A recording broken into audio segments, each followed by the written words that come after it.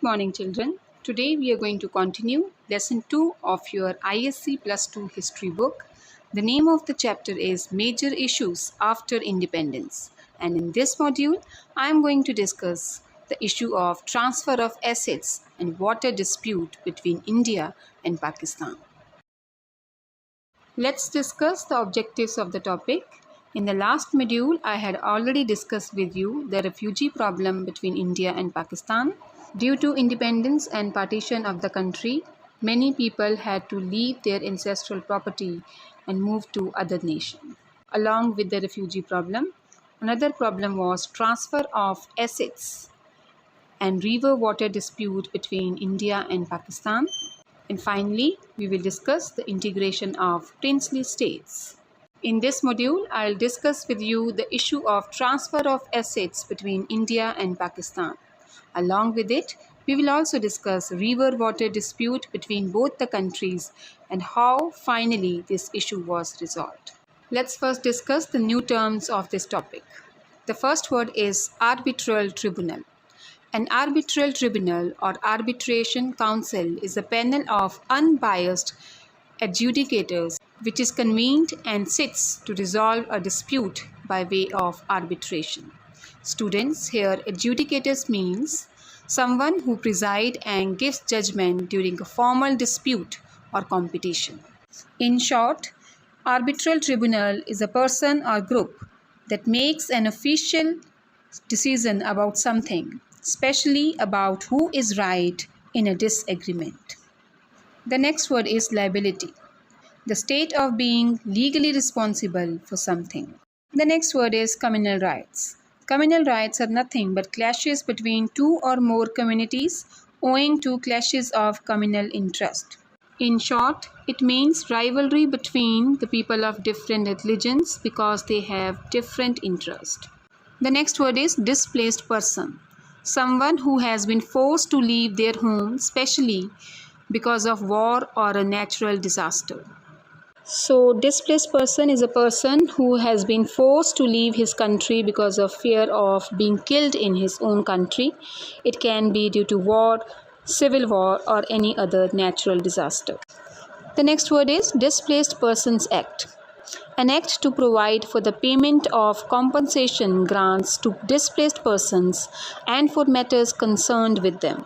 Students, Displaced Persons Act was an act which was passed by the Parliament of India in 1950. According to the act, all the displaced persons, whether they had come from Pakistan to India or gone from India to Pakistan, they would be paid for the property they have lost in their countries. The next term is evacuee property. Evacuee property means any immovable property of which an evacuee is an owner.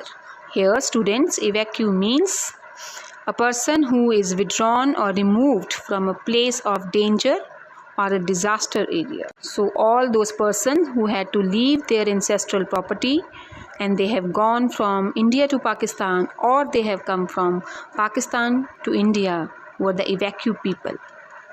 And the immovable property like land and the home they have left behind is called as evacuee property. The next term is Evacuee Property Act. According to the Evacuee Property Act 1950, evacuee property means any property of an evacuee, whether held by him as an owner or as a trustee or as a beneficiary or as a tenant or in any other capacity, and includes any property which has been obtained by any person from an evacuee after August 14, 1947 by any mode. So, by Evacuee Property Act, property or compensation was provided to those people who had come from Pakistan to India after August 14, 1947. The next term is tributaries, a river or stream flowing into a larger river or lake. Indus Basin. Indus River Basin has a total area of 1.12 million kilometers square distributed between Pakistan, which got 47%, India, which got 39%, China 8%, and Afghanistan 6%. In India, the Indus Basin spread over the states of Jammu and Kashmir, Himachal Pradesh, Punjab, and a part of Rajasthan, Haryana, and UT of Chandigarh, having an area of 3,21,289 square kilometer, which is nearly 9.8% of total geographical area of the country. Indus Water Treaty. The Indus Water Treaty was signed in 1960 after 9 years of negotiation between India and Pakistan with the help of the World Bank, which is also a signatory.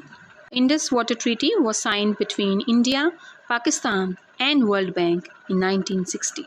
The negotiations were the initiatives of the former World Bank President Eugene Black to use the water available in the Indus River and its tributaries. Now let us discuss the first topic of this module, transfer of assets between India and Pakistan. With the passing of the Indian Independence Act and acceptance of partition plan by the Congress, a number of issues were there for the Indian government to resolve. One of the major issues was to discuss on the transfer of assets between the Government of India and the Government of Pakistan. Along with it, transfer of assets of the displaced persons was another issue between the governments of both the countries. So the issue was not only to discuss the transfer of assets between India and Pakistan, but also to discuss the transfer of assets of people who had been displaced in both the countries. So let us discuss the transfer of assets between India and Pakistan, which was a major issue for the government of both the countries. There were a number of side effects of the partition, like the transfer of population, problem of recovery of abandoned properties, and the division of assets between the two countries. The problem of division of assets kept strained the relation between India and Pakistan, as on 14th August 1947, India's cash balance was 4,000 million, out of which 1,000 million was demanded by Pakistan, which according to India was too high. India did not want to give 1,000 million to Pakistan. So India took the case to the arbitral tribunal, which decided that 750 million should be paid by India to Pakistan. Friends, we have already discussed the meaning of arbitral tribunal. It means a body or a group that decides a formal decision, especially in a disagreement where one is right and the other is wrong. But the problem arose when Pakistan refused to pay its debt. In fact, Pakistan is yet to clear a pre-partition debt of 300 crores, which is being carrying forward year after year in its budget account as a liability. Liability is something which we have to give to someone legally. At the time of partition, it was decided that India would take the responsibility of paying foreign debts and Pakistan would pay its share in 3 equal installments. But Pakistan refused to pay its debt and very soon the problem began. According to the Indian Independence Plan, it was decided that as all the loan has been taken in the name of India, so India would pay the foreign debt and Pakistan would pay its installment. But after getting independence, Pakistan government refused to pay its share, and this was the beginning of the problem between India and Pakistan. India, on its part, paid 20 crores out of the 75 crores to Pakistan as its share, and Pakistan was now to pay its share 55 crores were held back as the Indian Prime Minister Nehru wanted the Kashmir issue to be resolved first, since any money given to Pakistan would be used for military purpose against India. Students, that was a time when Pakistan Army had invaded Kashmir, so Indian Prime Minister Pandit Jawaharlal Nehru did not want to give the entire sum of 75 crore rupees to Pakistan. So 55 crore rupees were held back as India thought at that time that Pakistan would involve itself against India if entire money would be provided to Pakistan. But Gandhiji was against this decision and argued that this meant going back on an agreement made in earnest and not a good beginning for relations between the two newborn countries. Division of assets finally took place in 4:1 ratio, which meant that out of every 5 gold bars, 4 would remain in India and 1 would be sent to Pakistan. Though the Indian government wanted to hold back the cash that it had to give to Pakistan, but still, on the request of Mahatma Gandhi, finally decision was taken that the property would be divided into 4:1 ratio, in which 1 part out of every 5 part would be given to Pakistan. Pakistan now agreed to reuse Indian currencies as there was only one printing press there. So the Indian currencies were marked with Government of Pakistan stamp till Pakistan could establish its own printing press. You can see in the picture that Government of India stamp is there on the center of 1 rupee note, and on its left side they have also printed the Government of Pakistan on the same note. With partition also came the problem of recovery of abandoned properties. Not only the asset between the two governments, the problem was how to divide the properties or the assets of those people who had to leave their countries. Along with the transfer of assets between the government of both the countries, another issue was how to transfer the assets of the evacuee or the people who had to leave their country due to partition and independence of India. Communal rights had forced the people of both the countries to abandon their immovable properties in the parent countries. Students, communal rights means the rights between the people of different religion. During the time of partition of India, communal rights took place between the Hindus and the Muslims. So, the people had to leave their immovable properties like agricultural land and home in their parent countries and move to other country. Non-Muslim refugees from Pakistan had left close to 5,000 million worth property in Pakistan.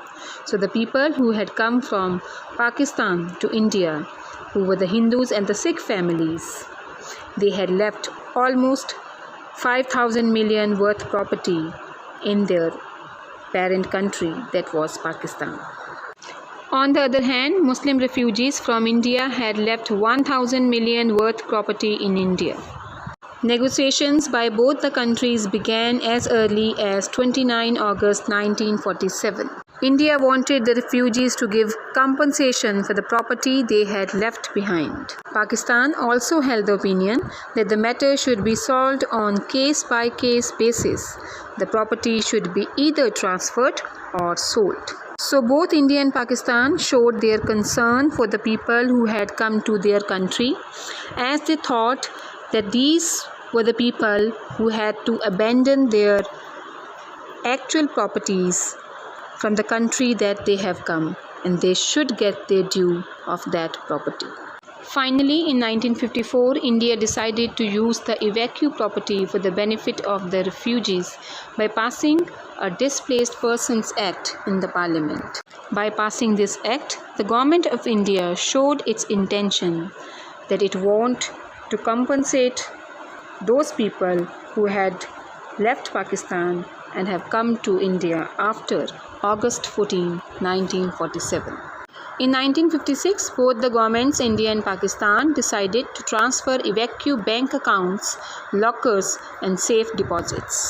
But this issue did not end here, and it extended to a lot of other problems in the subsequent years. As it was difficult to transfer the bank accounts, so over the year, the problem of transfer of assets of refugees became more complex.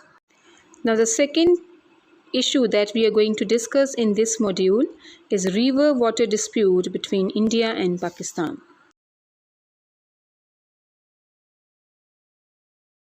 This map clearly depicts the river water dispute between India and Pakistan.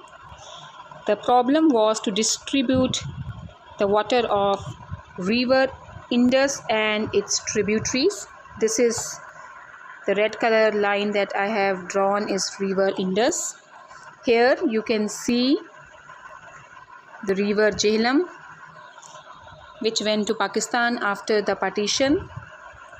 This is Chenab. It also went to Pakistan. This river here, this one you can see is Ravi. This river here, Byas river, and the last one here, the sixth river here was Satluj river. So the distribution of Indus and its tributaries was a big problem between India and Pakistan. Equitable sharing of waters of the river Indus and its tributaries for irrigation purpose became an important issue between India and Pakistan after the attainment of independence. Both the countries wanted to be self-sufficient in agriculture, utilizing the water of the river Indus. After the partition, India got only 5 million out of the 28 million acres of land irrigated by Indus and its tributaries like Ravi, Byas, and Satluj. The problem was that the waters of the western rivers went into the sea. So the Pakistani canals were solely dependent on eastern rivers flowing through East Punjab for their supplies. On the other hand, India wanted to utilize the waters of the eastern rivers, namely Ravi, Byas, and Satluj, for her agricultural development to make her self-sufficient in agriculture and food. As a result, the Indus water became an important issue between these two newborn states of India and Pakistan. For any natural calamity like flood or droughts in Pakistan, India was blamed and held responsible. However, the water dispute between India and Pakistan was settled through the intervention of Eugene Black, the president of World Bank. For many years, river water dispute between India and Pakistan was a major issue. After that, it was solved with the intervention of the president of World Bank, Eugene Black. With the intervention of World Bank, the total water of Indus and its tributaries was divided in the proportion of 80:20 ratios. India agreed to allow the flow of Indus, Jhelum, and Chenab all the time. The irrigated areas of India would continue to receive water from these rivers. Number 3, India would be able to store a total of 2.85 million acres feet of water for various purposes from the tributaries of these western rivers, namely Indus, Chenab, and Jhelum. The agreement would be made for a period of 10 years. During this time, Pakistan would construct canals to replace supplies hitherto received from eastern rivers like Ravi, Satluj, and Byas. India agreed to make a fixed contribution of 83.3 crores for the construction work of those canals by Pakistan. India would pay this amount in 10 equal annual installments to World Bank. That means World Bank would invest money in construction of canals, and after this, India would pay back the money in installment to World Bank.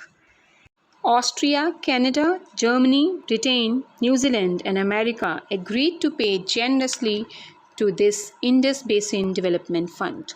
No doubt, the benefit of Indus Basin Development Fund was for only and only India and Pakistan. Yet, there were many other countries like Austria, Canada, Germany, Britain, New Zealand, and America who also have given money for the development of this fund. Pakistan would receive 333.3 crores for the construction of irrigation reservoirs and link canal. A permanent Indus Commission would be formed. This commission would be responsible for implementing the terms of the treaty. To make it sure that the treaty would be implemented, a permanent commission called a Permanent Indus Commission was set up. If any dispute could not be resolved by negotiation, the matter would be referred to neutral expert or to the court of arbitration for final decision. It was decided by the treaty that in case of any dispute which could not be solved by both the countries, the matter would be taken to the court of arbitration. Students, I have already discussed with you, court of arbitration means a panel of judges which decide on any legal matter officially. But according to the opinion of Indian public, they were not happy because India got a small share of the river waters. India would also pay huge amount to Pakistan for construction of link canals. Pandit Jawaharlal Nehru, who was the first Prime Minister of India, went to Karachi and signed the Indus Water Treaty on 19 September 1960. Nehru hailed 19 September as a memorable day. Thus, India was able to settle the water problem with her new neighbor Pakistan. No doubt that we got only 20% share of the water distribution, yet we were successful in solving a problem that was a big issue after partition, and that was the reason that the Indian government was happy to solve this issue with its newly born neighboring country of Pakistan. The water from three rivers, Satluj, Beas and Ravi. Here you can see Satluj, Ravi and Beas, and these are called as the eastern rivers. Whereas Pakistan got Indus, Chenab and Jhelum, which are jointly called as the western rivers. And here you can also see the different dams which both the governments have set up. These dams are set up by the Pakistan government: the Sukkur Bridge, Panjan Bridge, Mangala Dam and Tarbela Dam. And here you can see the Indian dams built up by the Indus Water Treaty, the Hari Dam, Salai Dam, Pongal Dam and the Bhakra Dam. Students, these are the objectives we have covered in this chapter so far. In the last module, I have discussed with you the background of the refugee problem, that after the partition of India and Pakistan, many people had to leave their respective countries and move to another country. It started the problem of displaced or refugee people. Then we have discussed the refugees from West Punjab who have entered in the East Punjab, and the government of India along with the government of Punjab had done a remarkable job to settle these people in East Punjab. After that, we have discussed the refugees from Northwest Frontier Province or NWFP. These people were asked to stay at Delhi-Mathura Road where camps were organized for them, and after some time the government of India founded some towns near Faridabad to settle them in that place. After that, we have discussed the problem of refugees from Sindh. From Sindh, basically the traders have entered, so they were rich, so the government of India did not have to do so much for their rehabilitation. These people mainly moved to Bombay, Gujarat and Rajasthan. Finally, in the last module, we have discussed the refugees from East Pakistan, which later on became Bangladesh. Huge number of Hindu refugees had came from East Pakistan to West Bengal, which put heavy pressure on the economy of West Bengal as well as on the Indian government. And the coming of refugees from East Pakistan was a continuous process. The refugees from East Pakistan to West Bengal came for the continuous period of 19 to 20 years.